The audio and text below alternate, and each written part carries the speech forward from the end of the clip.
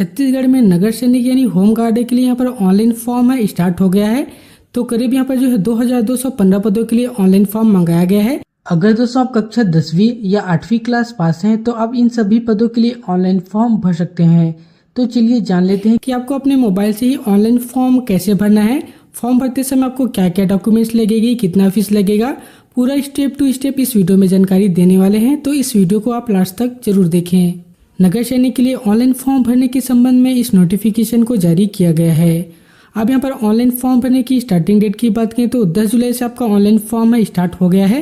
Last date की बात करें तो देख सकते हैं 10 अगस्त यहाँ पर लास्ट डेट रखा गया है। अगर फॉर्म भरते समय कोई गलती हो जाती है तो 17 अगस्त के बीच आप उसमें सुधार भी कर पाएंगे।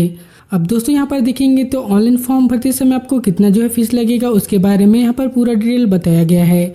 अब यहाँ पर देखेंगे तो जनरल और ओबीसी कैंडिडेट के लिए यहाँ पर 300 रुपये का फीस लगेगा। वहीं एससी और एसटी कैंडिडेट के लिए यहाँ पर 200 रुपये का फीस लगने वाला है। और यहाँ पर जो है रिक्त पदों के बारे में यहाँ पर पूरा जानकारी दिया गया है।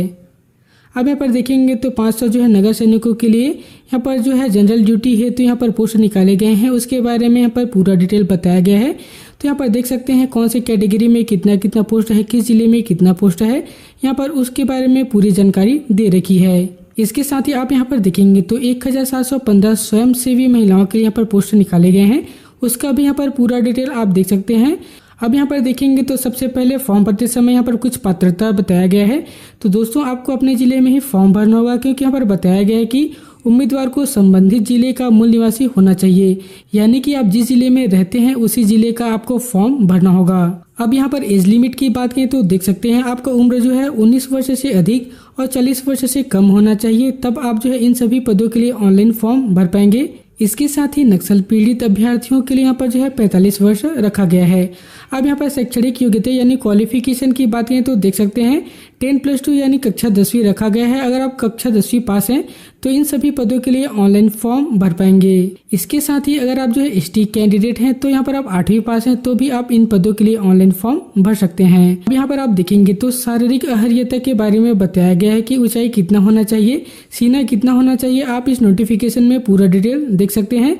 इस नोटिफिकेशन को हम अपने टेलीग्राम ग्रुप में दे देंगे, वहां से आप इस नोटिफिकेशन को पूरा रीड आउट कर लेंगे और दोस्तों आपको ऑनलाइन फॉर्म फिल करना होगा। अब चलिए दोस्तों जान लेते हैं कि हमें ऑनलाइन फॉर्म कैसे फिल करना है। छत्तीसगढ़ होम गार्ड के लिए ऑनलाइन फॉर्म भरने के लिए सबसे पहले आप अपने मोबाइल के ब्राउजर को ओपन करेंगे, सर्च बार पर आना है और यहाँ पर जो है फायर NOC लिख के सर्च करेंगे।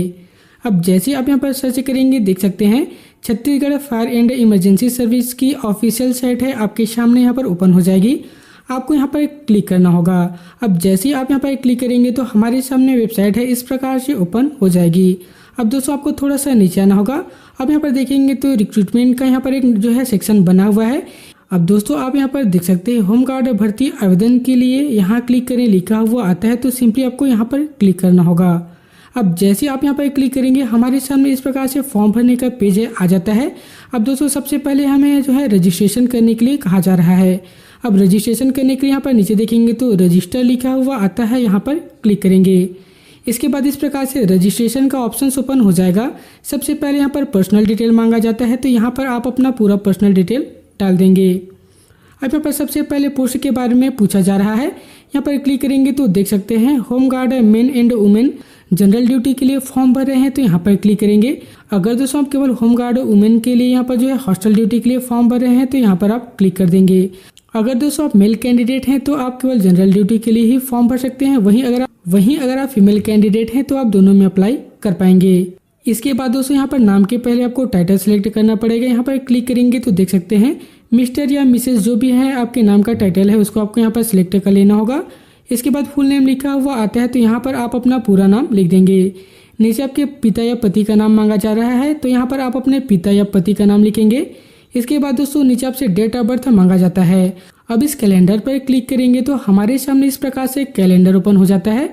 अब इस कैलेंडर से सबसे पहले डेट ऑफ बर्थ की ईयर को सिलेक्ट करेंगे, मंथ को सिलेक्ट करेंगे और डे पर क्लिक कर देंगे, तो इस प्रकार से आपका डेट ऑफ बर्थ है कैलकुलेट होके आ जाएगा। अब दोस्तों यहाँ पर आपका जेंडर पूछा जा रहा है, मेल है या फीमेल है, तो यहाँ पर आपको अपना जेंडर है उसे सिलेक्ट कर लेना होगा। नीचे आपसे कैटेगरी पूछी जा रही है, यहाँ पर क्लिक करेंगे तो देख सकते हैं जनरल, SC, ST, OBC जो भी आपकी कैटेगरी होगी यहाँ से आपको अपना कैटेगरी उसे सिलेक्ट कर लेना होगा। अब दोस्तों नीचे मोबाइल नंबर मांगा जा रहा है, तो यहाँ पर आप अपना मोबाइल नंबर डाल देंगे। दोबारा आपसे मोबाइल नंबर कंफर्म करने के लिए कहा जाता है, तो यहाँ पर दोबारा मोबाइल नंबर को कंफर्म कर लेंगे। इसके बाद नीचे आपसे ईमेल आईडी मांगी जाती है, तो यहाँ पर आप अपना ईमेल आईडी डालेंगे। नीचे दोबारा आपको ईमेल आईडी डाल के कंफर्म कर लेना होगा। अब इसके बाद इस पेज में नीचे आएंगे तो देख सकते हैं यहाँ पर एड्रेस यानी पता का पूरा डिटेल मांगा जाता है। अब यहाँ पर पता में देखेंगे तो सबसे पहले यहाँ पर जो है पता पंक्ति 1 लिखा हुआ आता है, तो यहाँ पर आप अपना जो है होम नंबर या आसपास के एरिया का नाम लिखेंगे। इसके बाद यहाँ पर एड्रेस लाइन 2 पर भी आप जो है आसपास के एरिया का नाम लिख देंगे। विलेज या टाउन लिखा हुआ आता है, तो यहाँ पर आप अपना गाँव या जो है शहर का नाम लिखेंगे। पोस्ट ऑफिस यहाँ पर आपको कौन सा पोस्ट ऑफिस आता है उसका नाम यहाँ पर लिखेंगे। इसके बाद पुलिस स्टेशन कौन सा आता है उसका यहाँ पर जो है आपको डिटेल देना होगा। इसके बाद यहाँ से स्टेट देख सकते हैं छत्तीसगढ़ ऑटोमेटिक सिलेक्टेड हुआ आ जाएगा और नीचे यहाँ पर जिला पूछा जा रहा है, तो यहाँ से क्लिक करके आप अपना जिला को यहाँ पर सिलेक्ट कर लेंगे। इसके बाद नीचे पिन कोड मांगा जाता है, तो यहाँ पर आप अपना पिन कोड डाल देंगे। अब दोस्तों यहाँ पर देखेंगे तो स्थायी पता मांगा जाता है। अगर आपका वर्तमान पता और स्थायी पता दोनों सेम है तो यहाँ पर आपको हाँ पर क्लिक करना होगा। अगर आपका वर्तमान पता और स्थायी पता दोनों अलग है तो यहाँ पर आप अपना स्थायी पता फिल करेंगे। अब जैसे यहाँ पर हाँ पर क्लिक करेंगे, यहाँ पर पता है ऑटोमेटिक फिल होके आ जाता है। तो यहाँ पर देखेंगे तो अदर इन्फॉर्मेशन मांगा जाता है। सबसे पहले यहाँ पर पहचान चिन्ह मांगा जा रहा है, तो जो भी आपका पहचान चिन्ह होगा, आपके चेहरे पर कुछ निशान होगा, हाथ में कट होगा, उसको यहाँ पर लिख देना है। इसके बाद पूछा जा रहा है कि क्या आप नक्सल प्रभावित एरिया से आते हैं, तो अगर आप नक्सल प्रभावित एरिया से आते होंगे तो यस पर क्लिक करेंगे, नहीं आते होंगे तो यहाँ पर आपको नहीं पर क्लिक करना होगा। इसके बाद दोस्तों यहाँ पर रोजगार कार्यालय में पंजीयन होना चाहिए। यहाँ पर रोजगार कार्यालय का यहाँ पर जो है पूरा डिटेल मांगा जाता है। सबसे पहले दोस्तों रोजगार कार्यालय में अगर आपने पंजीयन नहीं कराया है तो आप घर बैठे ही मोबाइल से रोजगार कार्यालय का पंजीयन करा सकते हैं। आपको कहीं भी ऑफिस जाने की जरूरत नहीं है। इस बारे में हमने पूरा डिटेल वीडियो बना रखा है। वीडियो को यहाँ पर आई बटन पर क्लिक करके देख सकते हैं या जो है वीडियो के डिस्क्रिप्शन पे दे देंगे। वहाँ से वीडियो देखकर सबसे पहले आप अपना जो है रोजगार कार्यालय का पंजीयन कर लेंगे। रोजगार कार्यालय का पंजीयन हो जाने के बाद यहाँ पर देखेंगे तो रजिस्ट्रेशन नंबर मांगा जाता है, तो यहाँ पर आप अपना रोजगार कार्यालय का जो पंजीयन नंबर है उसे डाल देंगे। अब यहाँ पर देखेंगे तो जारी करने की तिथि मांगा जाता है, तो कौन से डेट पर आपका रोजगार कार्यालय का पंजीयन हुआ होगा उसे यहाँ पर आपको सिलेक्ट करना होगा। उसके बाद आपकी जो रोजगार पंजीयन की जो वैलिडिटी कितनी है उसको यहाँ से आपको सिलेक्ट कर लेना है। इसके बाद दोस्तों एक बार सारा डिटेल आपको चेक करना होगा। सारा डिटेल सही होता है तो यहाँ पर नीचे देखेंगे। इसके बाद आप यहाँ पर देखेंगे तो नेक्स्ट का बटन है, यहाँ पर आपको क्लिक करना होगा।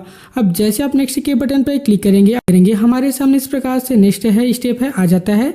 अब अगले स्टेप में हमें यहाँ पर जो है एजुकेशन क्वालिफिकेशन का डिटेल है उसे फिल करना होगा। अब यहाँ पर सबसे पहले देखेंगे तो 10th का यहाँ पर इन्फॉर्मेशन मांगा जाता है, तो यहाँ पर सबसे पहले कौन से बोर्ड से आपने 10वीं पास किया हुआ है उस बोर्ड को लिख देंगे। जैसे कि आप छत्तीसगढ़ बोर्ड से 10th किए होंगे तो यहाँ पर सीजी बोर्ड रायपुर लिख देंगे। अगर जो है सीबीएसई बोर्ड या ओपन बोर्ड से होगा तो यहाँ पर सीबीएसई बोर्ड या ओपन बोर्ड लिख देंगे। इसके बाद यहाँ पर जो है पास होने का वर्ष पूछा जा रहा है कि आपने 10वीं कौन सी ईयर में पास आउट किया हुआ है, तो यहाँ पर क्लिक करके आपको ईयर को सिलेक्ट कर लेना होगा। अब यहाँ पर देखेंगे तो 12th या हायर सेकेंडरी जो है क्लास पूछा जा रहा है, तो अगर आप 12वीं पास है तो यहाँ पर आपको 12वीं पास के बारे में बताना होगा। अगर आपका एग्जाम यहाँ पर 10+2 यानी 12th होगा तो यहाँ पर आपको 12th लिख देना होगा। इसके बाद यहाँ पर दोबारा आपको बोर्ड यहाँ पर लिख देना होगा। जैसे सीजी बोर्ड होगा तो सीजी बोर्ड रायपुर लिखेंगे और यहाँ पर आपको पासिंग ईयर दे देना है। उसी प्रकार से अगर आपका ग्रेजुएशन कंप्लीट हो गया है तो यहाँ पर ग्रेजुएशन का डिटेल डालेंगे। बीए बीकॉम बीएससी जो भी आप ग्रेजुएशन किए होंगे उस ग्रेजुएशन को यहाँ से आपको सिलेक्ट करना होगा। यहाँ से आपको यूनिवर्सिटी का नाम लिखना है और कौन सी ईयर में पास आउट किए हैं उस ईयर को यहाँ पर सिलेक्ट कर देंगे। उसी प्रकार से अगर आपका पीजी कंप्लीट हो गया होगा तो यहाँ पर पोस्ट ग्रेजुएशन का डिटेल डाल देंगे। अगर आप केवल 10वीं पास हैं तो भी यहाँ पर केवल 10वीं का यहाँ पर डिटेल डालेंगे। क्या आपने जो है किसी जो विश्वविद्यालय स्तर के खेल में भाग लिया है, अगर आपने जो है विश्वविद्यालय स्तर के कोई भी खेल में भाग लिया होगा तो यस पर क्लिक करेंगे। नहीं लिया है तो यहाँ पर आपको नो पर क्लिक करना होगा। आगे पूछा जा रहा है कि क्या आपने राष्ट्रीय कैडेट कोर या सी प्रमाण पत्र प्राप्त किया है, तो अगर आपको सी प्रमाण पत्र मिला होगा तो आपको यहाँ पर हाँ पर क्लिक करना है। नहीं मिला है तो यहाँ पर आपको नहीं पर क्लिक करना होगा। अगर आपके पास हैवी व्हीकल का ड्राइविंग लाइसेंस बना होगा तो यस पर क्लिक करेंगे। नहीं बना है तो यहाँ पर आपको नो पर क्लिक करना होगा। दोस्तों आगे पूछा जा रहा है कि क्या आपको हिंदी टाइपिंग का कोई अनुभव है या नहीं है, तो अगर आपके पास कोई भी हिंदी टाइपिंग का अनुभव होगा तो यस पर क्लिक करेंगे। नहीं होगा तो यहाँ पर आपको नहीं पर क्लिक करना होगा। अब यहाँ पर नीचे देखेंगे तो डिक्लेरेशन है। इस डिक्लेरेशन में देखेंगे तो सबसे पहले पूछा जा रहा है कि क्या आपको कभी गिरफ्तार किया गया है, तो अगर आप कभी गिरफ्तार हुए होंगे तो हाँ पर क्लिक करेंगे। नहीं हुए हैं तो यहाँ पर नो पर आपको क्लिक करना होगा। अब आगे पूछा जा रहा है कि क्या आप जो है न्यायालयिक विश्वविद्यालय या शैक्षिक जो है प्राधिकरण में कोई लंबित मामला है तो दोस्तों अगर आपका कोई भी मामला लंबित होगा तो यहाँ पर आपको हाँ पर क्लिक करना है, नहीं है तो यहाँ पर आपको नहीं पर क्लिक करेंगे। इसके बाद यहाँ पर देखेंगे तो बगल में प्रोसीड का बटन है, यहाँ पर आपको क्लिक करना होगा। अब जैसे ही आप यहाँ पर क्लिक करेंगे तो जो भी आपने इन्फॉर्मेशन दिया है सारा इन्फॉर्मेशन यहाँ पर आ जाता है। आपको सारा डिटेल अच्छे से चेक कर लेना होगा। अब यहाँ पर देख सकते हैं यहाँ पर एक जो बॉक्स है यहाँ पर आपको टिक मार्क करना होगा। बगल में जो कैप्चा कोड है इसको आपको फिल करना है और सबमिट के बटन पर क्लिक करेंगे। अब जैसे आप सबमिट के बटन पर क्लिक करेंगे देख सकते हैं आपको यहाँ पर रजिस्ट्रेशन नंबर मिल जाएगा। अब दोस्तों आप यहाँ पर देखेंगे तो अगले स्टेप में हमें यहाँ पर डॉक्यूमेंट अपलोड करने के लिए कहा जा रहा है। तो यहाँ पर पूरा डिटेल आप चेक कर सकते हैं। दोबारा आपको नीचे आना होगा और दस्तावेज अपलोड करने लिखा हुआ आता है, यहाँ पर क्लिक करेंगे। अब यहाँ पर डॉक्यूमेंट में सबसे पहले यहाँ पर आपको फोटोग्राफ्स है उसे अपलोड करना है। अब यहाँ पर देख सकते हैं आपकी जो फोटोग्राफ्स है 6 महीने से अधिक पुरानी नहीं होनी चाहिए।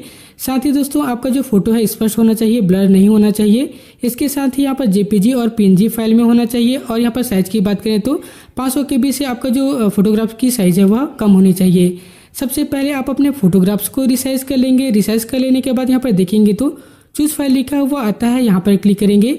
इसके बाद आप अपने गैलरी को ओपन करेंगे, जहाँ से आप फोटो रखे हुए हैं उस फोटो को सिलेक्ट कर लेंगे। इस प्रकार से आपका फोटोग्राफ्स है यहाँ पर अपलोड होके आ जाता है। अब यहाँ पर देखेंगे तो नीचे आपको सिग्नेचर अपलोड करने के लिए कहा जाता है। सिग्नेचर की साइज यहाँ पर देख सकते हैं 200 KB से कम आपको रखना होगा। अब सिग्नेचर अपलोड करने के लिए दोबारा आपको चूज फाइल पर क्लिक करना है। फाइल में जाकर सिग्नेचर को सिलेक्ट कर लेंगे। इसके बाद दोस्तों यहाँ पर नीचे देखेंगे तो आपको जो यहाँ पर श्रेणी प्रमाण पत्र अपलोड करने के लिए कहा जाता है। तो यहाँ पर आप अपना जो है कैटेगरी सर्टिफिकेट है उसको अपलोड करना होगा। SC ST OBC जो भी आपकी कैटेगरी होगी यहाँ पर आपको उसका सर्टिफिकेट है अपलोड करना है। यहाँ पर केवल आपको स्थायी सर्टिफिकेट ही अपलोड मान्य होगा।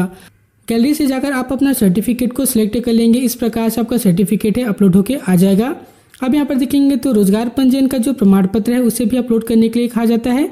तो आप अपने रोजगार कार्यालय के पंजीयन को यहाँ पर अपलोड कर लेंगे। अपलोड करने के लिए दोबारा चूज फाइल पर क्लिक करेंगे, फाइल सेलेक्ट करेंगे और यहाँ पर अपलोड हो जाएगा। इसके बाद दोस्तों अगले डॉक्यूमेंट के रूप में आप यहाँ पर देख सकते हैं यहाँ पर निवास प्रमाण पत्र अपलोड करने के लिए कहा जाता है। तो आपको यहाँ पर निवास प्रमाण पत्र है उसे अपलोड कर देना है। कक्षा जो है यहाँ पर 10वीं के सर्टिफिकेट को अपलोड करने के लिए कहा जाता है। तो यहाँ पर आपको अपना कक्षा 10वीं का सर्टिफिकेट है उसे अपलोड कर देना होगा। इसके बाद दोस्तों नीचे देखेंगे तो कक्षा 12वीं अगर आपने सिलेक्ट किया हुआ है तो कक्षा 12वीं के यहाँ पर सर्टिफिकेट अपलोड करने के लिए कहा जाता है। उसी प्रकार से चूज फाइल पर क्लिक करके आप कक्षा 12वीं के यहाँ पर सर्टिफिकेट को अपलोड कर लेंगे। अगर दोस्तों हिंदी टाइपिंग के ऑप्शन में अगर आपने यहाँ पर क्लिक किया होगा तो यहाँ पर देख सकते हैं हिंदी टाइपिंग राइटिंग का यहाँ पर सर्टिफिकेट है उसे अपलोड करने के लिए कहा जाता है। तो उसे भी आप यहाँ पर अपलोड कर लेंगे। इस प्रकार से जितने भी डॉक्यूमेंट है आप यहाँ से आसानी से अपलोड कर सकते हैं। डॉक्यूमेंट अपलोड हो जाने के बाद यहाँ पर देखेंगे तो डिक्लेरेशन है। सभी यहाँ पर टर्म एंड कंडीशन पर आपको इस प्रकार से चेक मार्क लगा देना होगा। चेक मार्क लगाने के बाद नीचे देखेंगे तो प्रोसीड लिखा हुआ आता है, यहाँ पर क्लिक करेंगे। अब जैसे ही दोस्तों यहाँ पर क्लिक करेंगे हमारे सामने इस प्रकार से पेमेंट करने का जो पेज है आ गया है। आपको दोबारा पूरा डिटेल चेक कर लेना होगा। अब यहाँ पर देख सकते हैं पेमेंट अमाउंट यहाँ पर 312 रुपये रखा गया है। यानी कि दोस्तों जनरल और OBC कैंडिडेट के लिए यहाँ पर 300 रुपये पेड करना है, लेकिन 12 रुपये यहाँ पर जो एक्स्ट्रा चार्ज आपसे लिया जा रहा है। अब यहाँ पर पेमेंट करने के लिए मैक पेमेंट पर क्लिक करेंगे। जैसे आप मैक पेमेंट पर क्लिक करेंगे आपके सामने इस प्रकार से पेमेंट गेटवे है ओपन हो जाएगा। आप यहाँ पर देख सकते हैं गूगल पे, फोन पे या जो है पेटीएम से पेमेंट कर सकते हैं। अगर आप कार्ड से पेमेंट करना चाहते हैं तो आप यहाँ पर ATM कार्ड से भी पेमेंट कर पाएंगे। अगर आपको UPI एप्लीकेशन से पेमेंट करना है तो देख सकते हैं फोन पे या गूगल पे लिखा हुआ आता है, यहाँ पर आपको क्लिक करना होगा। क्लिक करने के बाद आपका जो एप्लीकेशन है ओपन हो जाएगा। वहाँ पर आपको पेमेंट अमाउंट दिख जाएगी। वहाँ पर क्लिक करके आप अपना सिक्योरिटी कोड डाल के पेमेंट को कंप्लीट कर लेंगे। पेमेंट कंप्लीट हो जाने के बाद दोबारा आपको इस पेज में आना होगा और जैसे आप इस पेज में आएंगे इस प्रकार से आपका एप्लीकेशन फॉर्म यहाँ पर सक्सेसफुल हो जाएगा। अब दोस्तों यहाँ पर देखेंगे तो इस एप्लीकेशन फॉर्म के ऊपर में आपको प्रिंट का ऑप्शन दिया गया है। इस प्रिंट के ऑप्शन पर क्लिक करके आप इस एप्लीकेशन फॉर्म को मोबाइल पर आसानी से सेव कर सकते हैं और किसी भी कंप्यूटर शॉप में जाकर आप इसे आसानी से प्रिंट करा पाएंगे। सो दोस्तों देख सकते हैं इस प्रकार से आप अपने मोबाइल से ही छत्तीसगढ़ के यहाँ जो है होम गार्ड के लिए ऑनलाइन फॉर्म भर पाएंगे। तो दोस्तों यह वीडियो आपको कैसी लगी नीचे कमेंट करके जरूर बताएं। ऐसी ही और इन्फॉर्मेटिव वीडियो प्राप्त करने के लिए आप जल्दी से चैनल को सब्सक्राइब कर लीजिए।